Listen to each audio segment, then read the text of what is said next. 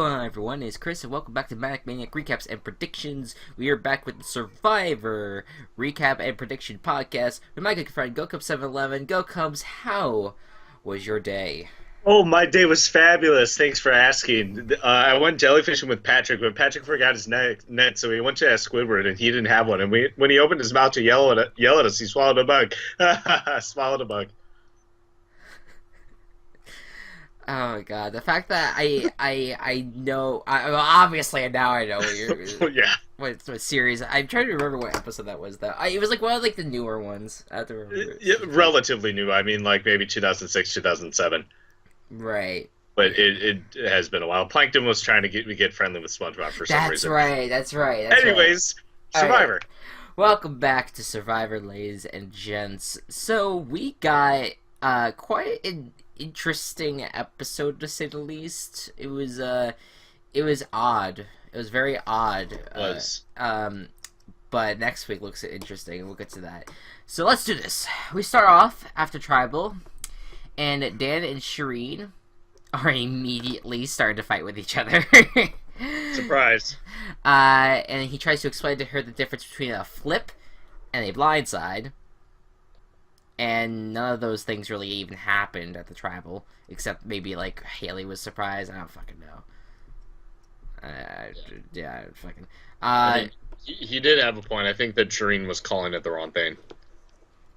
Yeah, probably, but I really don't think anything really happened during that Tribal that was like, oh, shocker. Yeah. I feel like if Dan was the one that actually left, that would be interesting. True. So Shireen knows she has to make some big moves. So she starts off by telling everyone that she's going to vote for Mike to win. That's really interesting. I mean, I don't know. I felt like that was a fairly interesting strategy when she said that. What do you think about that? Do you think that that was like good, or do you think that kind of like hurt her game? I don't know with Shireen. You don't question a single thing. I've given up on trying to analyze Shireen's method of playing. I think it was a good thing. I think that what she did was interesting because it kind of I think that people, if she says that I'm gonna vote for this guy to win, they might see him as maybe more of a threat. Maybe because that's already maybe they just find that Shireen is just completely irrelevant at this point, which she is. Well, yeah. So Ronnie did not like the sound of the fact that she was wanting to vote for Mike. And he doesn't need friends. He has plenty of friends back home. And Joaquin is his friend, and Joaquin is super handsome and understands him. Fucking Joaquin.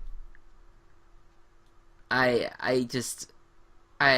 fact that that bromance was like, it's just, the bromance is still so strong, even like 3 episodes after he's been gone. Yeah. So later on, Jen hints that she's thinking of quitting. Yeah, I wasn't very happy when I heard that. I was like, damn it. I see, like, I guess we could talk about this more later in the episode, but like, I just, the idea of someone saying that they're gonna quit after many people probably sent in their applications and wanting to get in the show, you got chosen, now you just want to quit because of some bad people. Welcome to life. This is what life's about. You have to deal with some shitty ass fucking people, especially if it's for $1 million. I guess it's that kind of no-collar attitude where you're just kind of like, well, I don't really care about this anymore, you know, I want to kind of move on. She's spontaneous. That's the word. Fun times. There you go. You got it. So, the next day, Shireen approaches Mike and Sierra about working with them. So Mike's concern is that he doesn't know if he can trust her. He asks who she wants out, and she says Carolyn, because she has so many people on her side. I thought that was a good, accurate, like, observation by Shireen. Fair enough. I actually want to ask you this later in the. I'll ask. I have a question I want to ask you later in the episode, but regarding Carolyn and Tyler and that alliance. Okay, So, I'm ready. uh, but later in the episode. So Mike decides to give her a trust test by telling Shireen who he wants her to vote for, or who he wants her to vote for, and seeing if she does it. So it's kind of like what they did with Will. So now we get to the reward challenge. Even though, I mean, I don't know. I find this gonna be very interesting just to see what shit's gonna come out of this. So the tribe will split into 2 teams of 5, one by one. They'll have to maneuver around a water-based obstacle course. Once all We know how well that works for Will.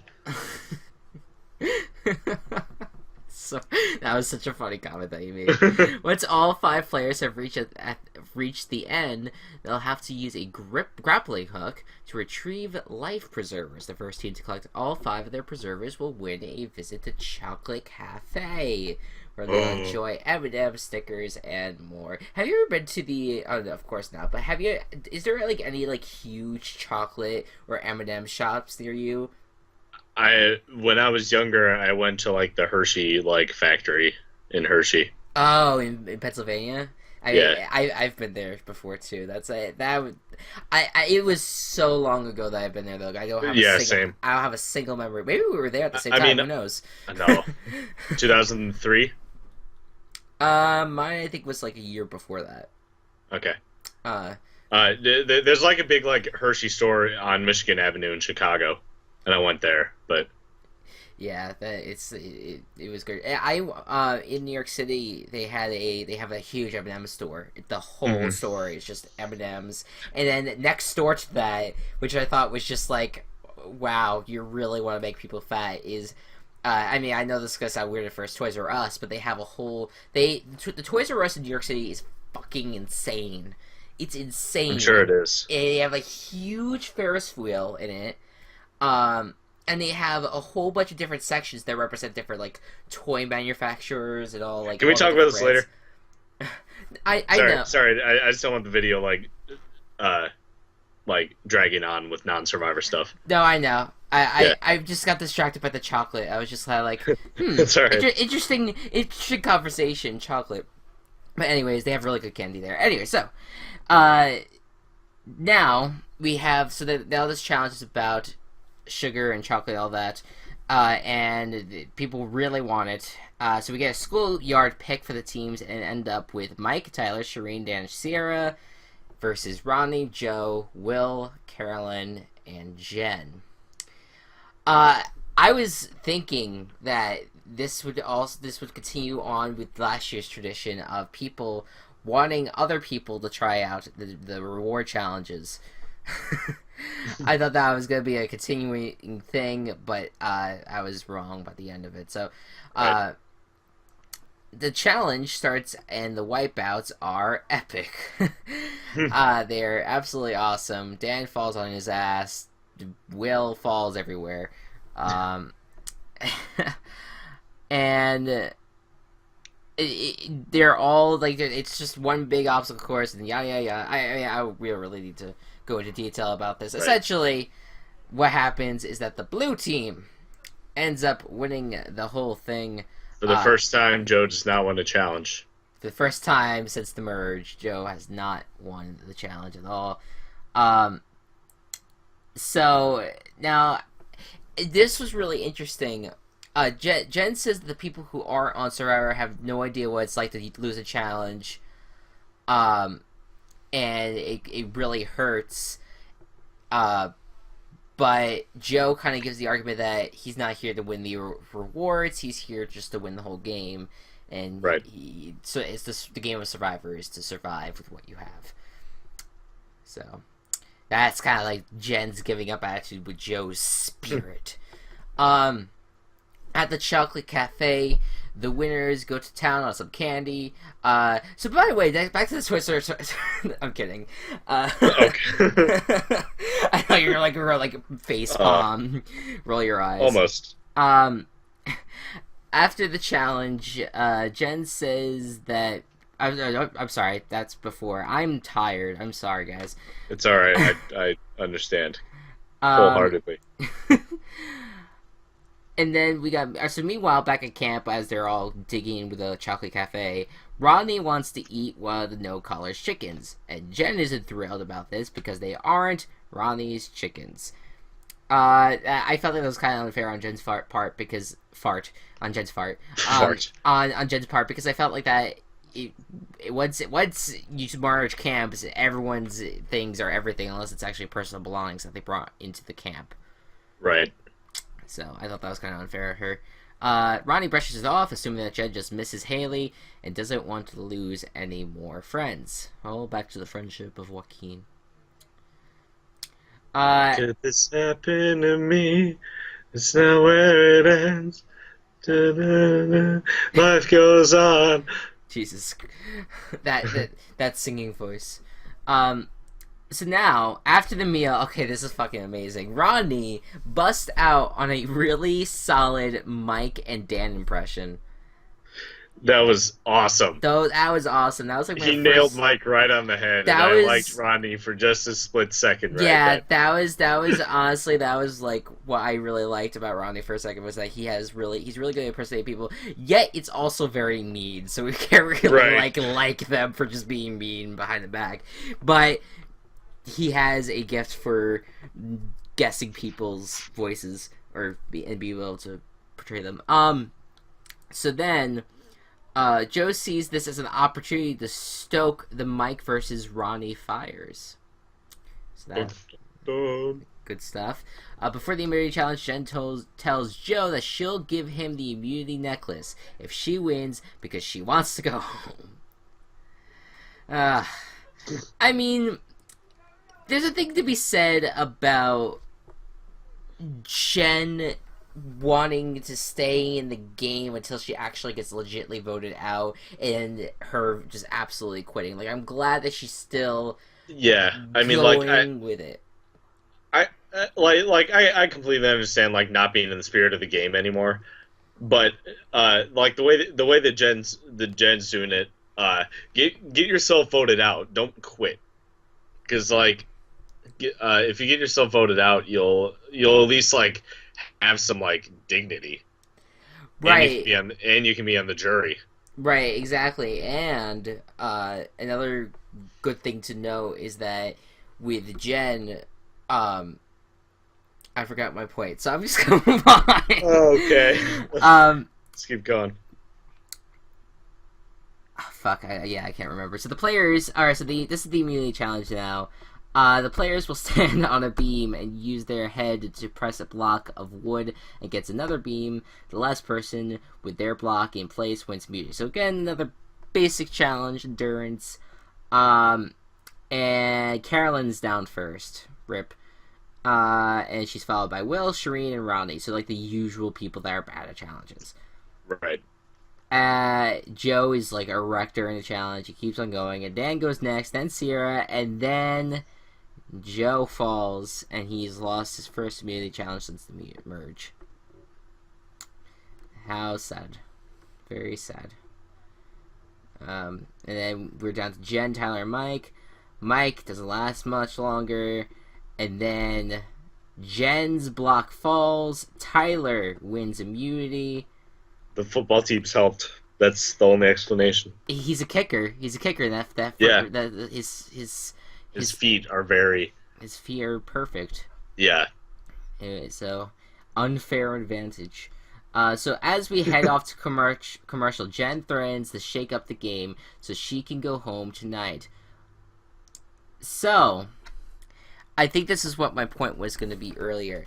With Jen, I feel like there's something to be said about someone who, like, regardless of the fact that you don't have that spirit anymore, that is not, like, that's not really seen as much of a threat, so people are not really entitled to vote for you. Yeah, that's true. If people vote for you and they get you out, that is a waste of a vote, because that person, you just satisfied that person, and you just satisfied anyone that was really with them and got out of a shithole. I mean, it is an easy vote too, and it won't really like piss anyone off alliance wise. Yes. If you think about it that way, I mean, yeah, you could get out a bigger threat, but you also don't piss anyone off. Yeah, but it's Joe. This was the perfect opportunity for them to get out Joe, and they've been wanting to get out Joe for so long, but he kept on winning immunity challenges. Right. So it was kind of obvious that they were going to start leaning that way. So back at camp, Shireen claims to have a loophole. She thinks that the Blue Collar Alliance will split the vote, but if Joe and Shireen vote Jen, Joe will get to stick around. So Mike kind of anticipates this and tells Shireen to vote for Joe. So if she sticks with Mike, Joe goes. And if she sticks with the no colors, Jen goes. It seems like it'd be more valuable to be on Mike's good side than to have Joe around for another round. So I mean, I think that's good. Get on the majorities of going down with the sinking ship, I guess. But in other news, MacGyver Joe, decides that he wants to make a fake idol. And I was just like, this would be genius if he didn't tell the person that had the idol. Right. I mean, to be fair, he didn't know that Mike had the idol, but like that thinking, just the thought process of, you know what, I'm going to try to make a fake idol. That's it. I really thought that was a solid. Good move. It was a solid move. If Mike didn't already have found it. It was kind of sad because I knew for the minute that he spoke to Mike, it was just like, there's no way. I know. There is no way. It's really interesting to me, and correct me if I'm wrong because I might be. There have definitely been clues this season, but I don't think anyone's found an idol due to looking at a clue. Yeah, that's accurate actually. Now that I think about it, because Carolyn found it like really early. Jen found it, and Mike, and then Mike got it. Yeah, and right now Mike and Carolyn are the ones that have the immunity idol. Yeah, right. Pretty neat. Yeah. So back at camp, Serene claims to have a. I'm sorry. I'm like now. I'm just. I'm now like skipping like back up to like 5 lines. Oh my god. I have to go back down now. So yeah, like we said later, Joe tells Mike that he'll give him his fake idol if they vote out Jen. So Mike says he'll do it if he gets the idol before Tribal. Why not just play the idol? It served the same purpose. I don't really. I don't know, it's weird logic. Yeah, that's weird. Especially since Mike already has it. Yeah. So that night at Tribal, Jen says that she doesn't want to be there, but she does want to be there. I think that she wants to be there just to mess with people, but like if she gets voted out, it's not really a huge deal to her. She then tells Ronnie that he cracks her up. Don't sleep on Ronnie. Jen and Haley both like him. That's really interesting. I actually know that really does make me go back and think about why I sent you, which I'm going to talk about in a little bit. So Probst asks why she doesn't just walk out. She says that that's quitting and she's not a quitter. Somebody's playing a cello near me. Just thought I should share. Can I just say that she says that's quitting and she's not a quitter, yet all the way back in the beginning of the episode she's like, oh yeah, I'm thinking of quitting. Yeah. I was just kind of like, well, I mean, at least she was just thinking about it and she actually didn't do it, but the fact that she was contemplating makes her a little bit of a quitter. Just a tad. Yeah. Joe is worried that someone might pull her along because she won't win in the end. Shireen understands Jen, but she hasn't fully connected with Joe. Also, she's worried that they might want to keep Jen over her because Jen isn't a threat. Now, before we vote, Mike tries to get Probst to verify Joe's idol. Probst doesn't do it. So So it's essentially you can't prove that something's an idol before it's actually played. Right. I mean, why would you? Yeah. Why would that make any? And why? Yeah. Well, words are not happening. And regardless of that, at that point though, Joe was pretty much screwed, even if that idol was real. Mm-hmm. Because what happened was that the idol got played, and Mike says, "Hey, give it to Will here." And Will's just like, "Thanks, man." Even though Will's probably not. Thanks, man. Thanks, man. It's just, Will's not even gonna be targeted in the vote. He's just give it to Will. Throw it away. And essentially the votes are Jen, Joe, and the guy goes back and forth a little bit, and then it ends with Joe.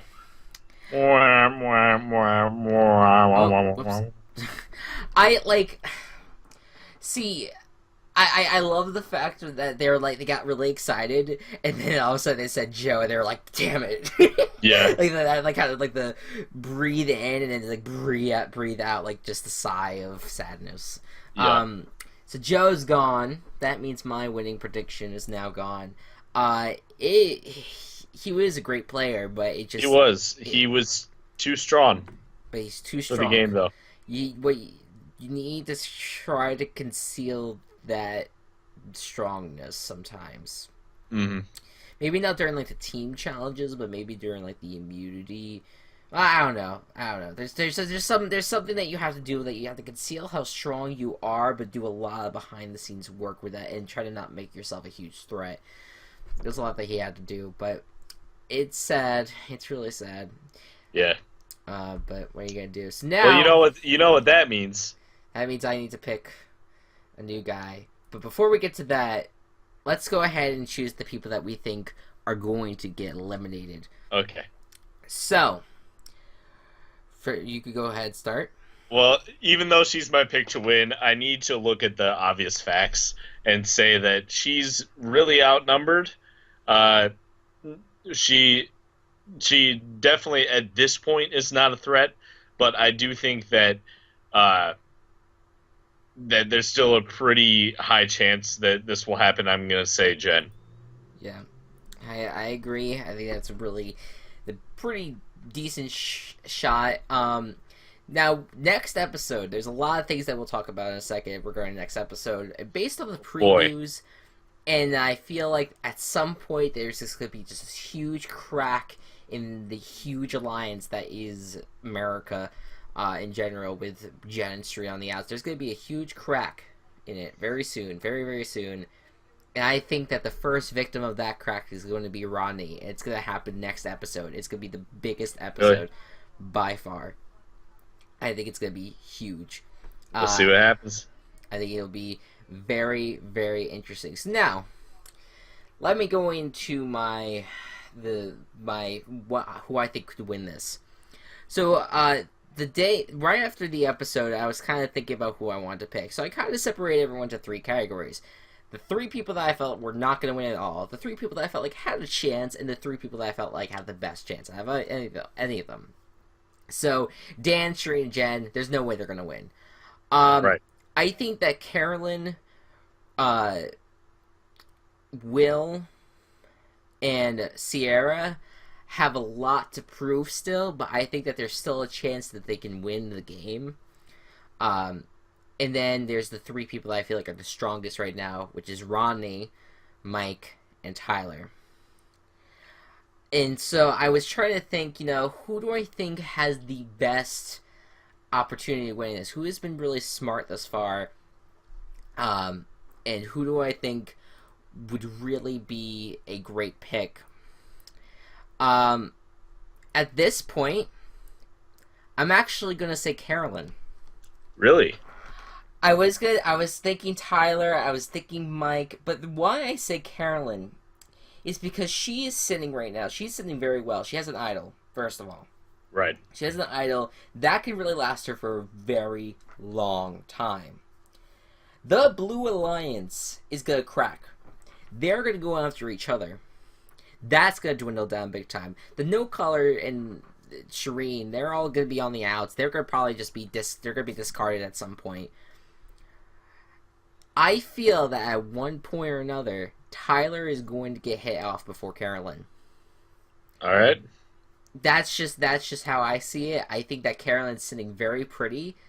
I think that she has been really staying back, hasn't really been talking a whole bunch of strategy, but she's been very smart about the way she's been playing, not really make it seeming like a very huge physical threat, but at the same time, definitely like a mental threat. Definitely a mental threat, has been keeping a very good position. I really wanted to go Tyler on this one. I know that that's kind of your prediction to win once Jen leaves. Right. So I'm gonna let you have that. I think I'm gonna. Thanks.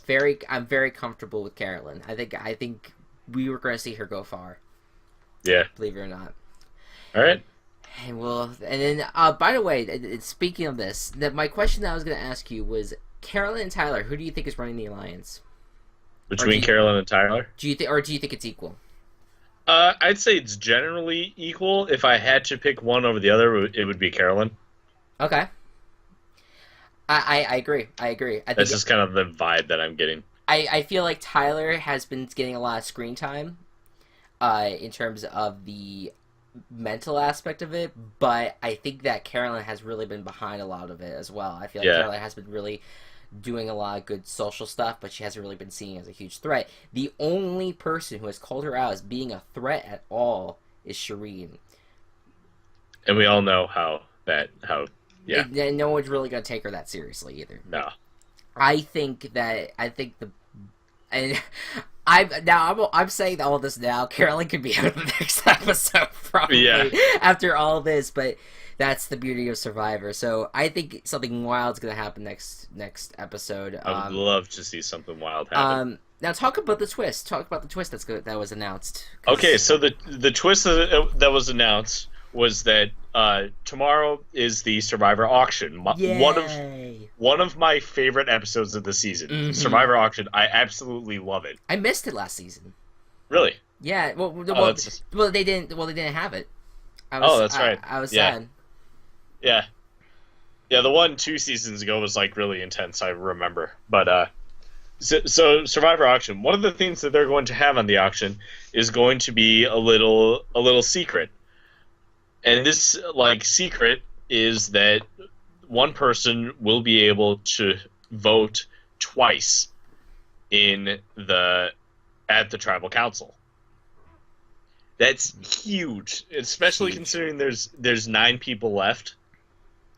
Nobody's gonna know that. Let's say fucking Shireen gets it.